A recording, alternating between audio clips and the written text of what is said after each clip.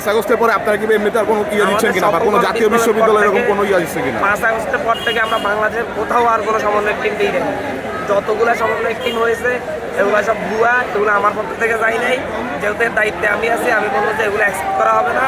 5 August পর থেকে যত বিজ্ঞপ্তি দেওয়া হয়েছে, যত বেশি সমন্বয় টিম ঘোষণা করা হয়েছে, এগুলা অবৈধ। আর যারা মানে ক্যাম্পাসে বিভিন্ন রাজনীতি এখনো অনেক কলেজে চলতেছে, সেই ক্ষেত্রে আসলে কি বলা? অবশ্যই আইনিভাবে প্রশাসনিক ব্যবস্থা নেওয়া হবে। বাংলাদেশে কোনো মানে হচ্ছে সন্ত্রাসী রাজনীতি চলবে না। বাংলাদেশের ছাত্রদের রাজনীতি থাকবে, সেটা হচ্ছে ছাত্র সংসদ ভিত্তিক। প্রত্যেকটা কলেজ এবং বিশ্ববিদ্যালয়ে ছাত্র সংসদ নির্বাচন হবে অতি দ্রুত। সেখানে নির্বাচিত প্রতিনিধিরাই কেবল ছাত্রদের প্রতিনিধি হবে, কোনো দলের এজেন্ডা বাস্তবায়নকারী কেউ প্রতিনিধি হবে না।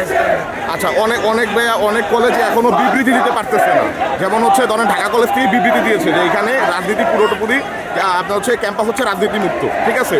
যেমন ঢাকা সিটি কলেজ দিছে, অনেক কলেজ দিছে, বাট অনেক কলেজে এখনো দিতে পারতেছে না। বা তাদের কাছে আপনি কি জানাবেন, তাদের আহ্বান? আমি বলবো না, হয়তো তারা এখনো দেয় নাই, দেওয়ার জন্য আগাচ্ছে। আমরা মনে করি রাজনীতি নিষিদ্ধ বিষয়টা না। বাংলাদেশের সবাই মানুষ ছাত্র জন্মগত হবে রাজনৈতিক, আবার রাজনীতি হবে ছাত্রদের রাজনীতি হবে ছাত্র সংসদ ভিত্তিক। কোনো দলীয় এজেন্ডা রাজনীতি হবে না। তারা শুধু ছাত্র জনতার মধ্যে মেলবন্ধনের জন্য কাজ করবে, কাউকে ক্ষমতায় নেওয়ার জন্য বা ক্ষমতা থেকে নামানোর জন্য ছাত্র জনতা কাজ করবে না। যখনই দেশে সংকট দেখা দিবে, তখনই কেউ ফ্যাসিস্ট হয়ে ওঠার চেষ্টা করবে, যখনই কেউ স্বৈরাচার হয়ে ওঠার চেষ্টা করবে, তখন এই ছাত্র জনতা একত্রিত হয়ে আবার তাদের বিরুদ্ধে রাস্তায় নামবে। আমরা মনে করি হচ্ছে শিক্ষকদের কোনো রাজনীতি থাকা উচিত নয়, তাদের কোনো দলের সদস্য হওয়ার তো ঠিকই না। তারা তো এটা অবৈধ কাজ করছেন, তারা যুক্তি সূত্রে পদত্যাগ করে। আমরা মনে করি যে এটা শিক্ষা মন্ত্রণালয় ব্যবস্থা নেবে, সে ব্যাপারে আমরা আসলে মন্তব্য করতে চাচ্ছি না। এগুলো শিক্ষা মন্ত্রণালয়ের দায়িত্ব আছে। শিক্ষা মন্ত্রণালয় যদি আপনাদের কাছ থেকে বা আমাদের কাছ থেকে পরামর্শ চাই, সেটা আমরা দিব।